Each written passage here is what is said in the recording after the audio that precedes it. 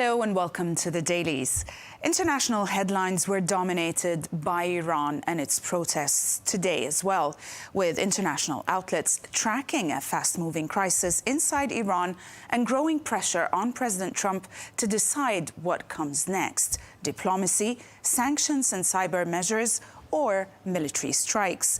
Other major developments grabbed attention, from Gaza and Greenland to China's booming exports, France's demographic turning point, and a new political storm around the Clintons and the Epstein inquiry. International media stayed locked on Iran, highlighting the scale of protests and the regime's brutal crackdown under a near-total internet blackout, while also focusing on what is next, on Trump's looming decision, whether it be diplomacy, sanctions, cyber measures, or military strikes, and also the risk of regional escalation, alongside European UK angles about Iran-linked security threats. The Wall Street Journal reported that President Trump has escalated his rhetoric towards Iran's uprising, telling protesters twice that help is on its way and urging Americans to leave Iran and cancelling talks with Tehran until the killings stop. The report highlights Trump is weighing options ranging from cyber attacks and sanctions to military strikes, though U.S. assets in the region are limited after resources were shifted to the Caribbean. Politico argues that despite President Trump's claim he has many military options against Iran, the reality is far narrower. The analysis says that key U.S. ships, troops and air defenses that once backed Middle East operations have shifted to the Caribbean or elsewhere, limiting strike capacity and also protection for forces in the region. It goes on to say that Trump could still order airstrikes or cyber attacks, but lawmakers from both parties are questioning the objective and warning against another war.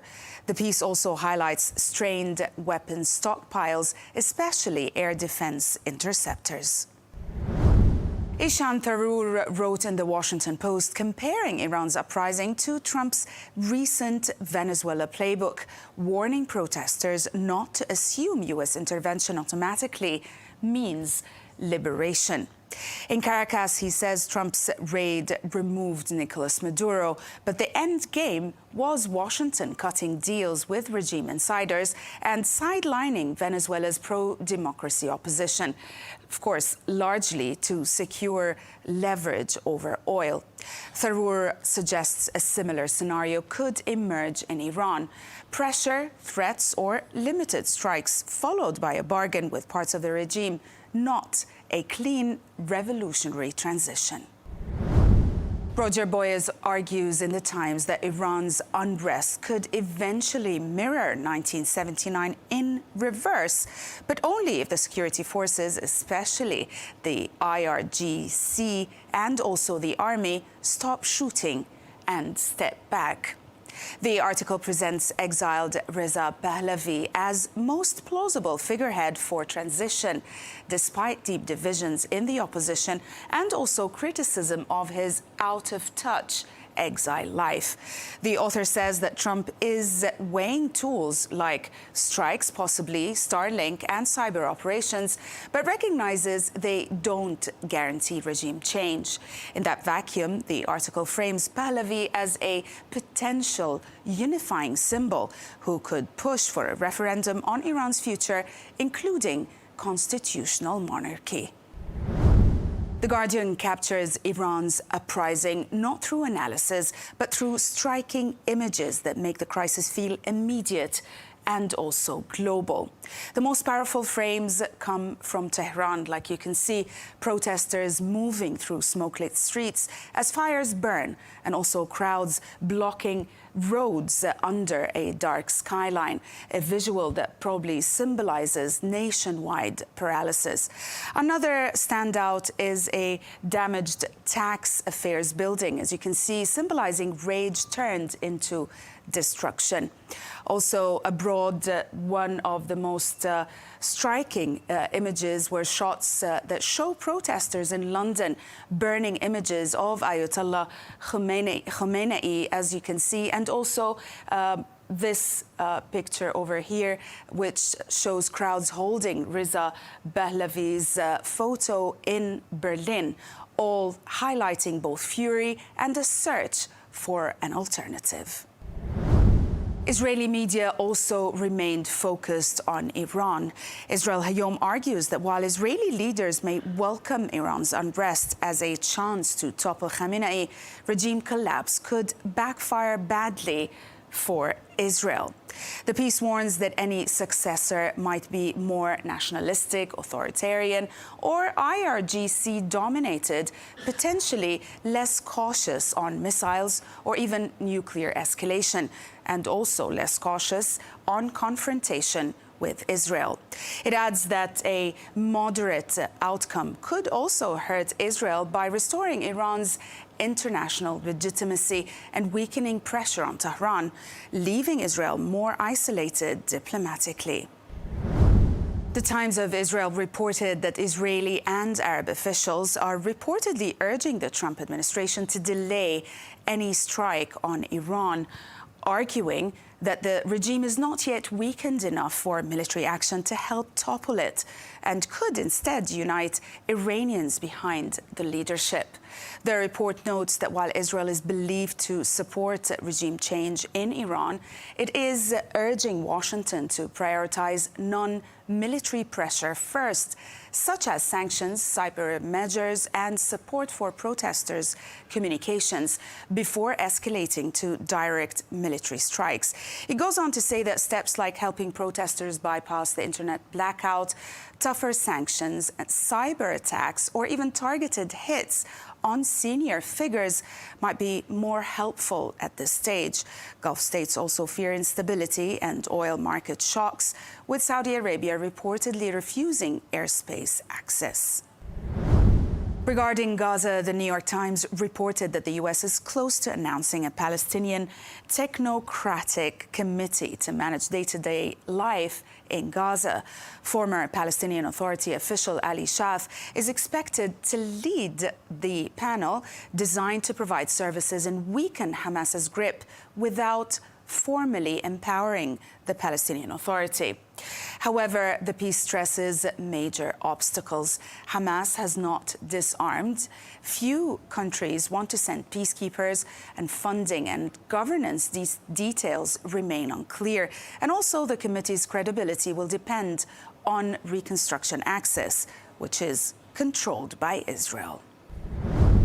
In America, Greenland is back in focus. Politico reported that European governments are urgently trying to craft a negotiated deal over Greenland that lets President Trump claim a win without triggering a catastrophic rupture inside NATO. The report cites diplomats who say proposals include using NATO to boost Arctic security, expanding European investment in Greenland, and also offering the U.S. greater access to the inlands or the islands' mineral wealth. It also notes that Denmark and Greenland's leaders are meeting U.S. officials. And according to the piece, Europe's priority at this stage is avoiding any military confrontation, which EU and NATO figures warn would effectively end the alliance, even as leaders admit they lack a clear playbook for handling pressure from Washington. Another story that was reported widely in America is the striking surprise in China's economy. Instead of being slowed by tariff pressure, China's export machine powered ahead.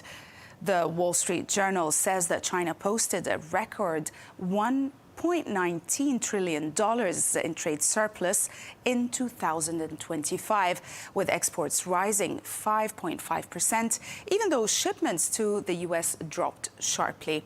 Now, according to the piece, the key shift was China's success in finding new buyers across Southeast Asia, Europe, Africa and Latin America, reinforcing its manufacturing strength. The piece notes this export resilience is boosting growth, but also deepening global concerns about an oversupply of cheap Chinese goods. The Telegraph reported that Bill and Hillary Clinton could face arrest after refusing to testify before Congress in the House Oversight Committee's Jeffrey Epstein inquiry. It's probably a standoff that could escalate into contempt of Congress proceedings. The report explains the Clintons' argument that they are being politically targeted by Republicans and insists they have already provided sworn written statements, as others have done. The piece also notes that the committee chairman James Comer's allies insist the couple must appear in person, raising the prospect of a criminal investigation and possible jail time. And we'll end with Le Monde, which presents France's 2025 demographic report as a historic shift, as for the first time since the Second World War, deaths exceeded births, producing a negative natural balance of about 6,000, driven all by falling fertility and rising mortality as the baby boom generation reaches advanced age. The piece also includes key graphics that show births trending steadily downwards while deaths climb, with a shaded area flipping from a positive to a negative as the lines cross, visually, of course, capturing this reversal. The piece also warns that this accelerates aging pressures on pensions, healthcare, and also care work, while making migration the main driver of population growth. That's it from us today. Thanks for watching the Dailies, only on Al Arabiya English.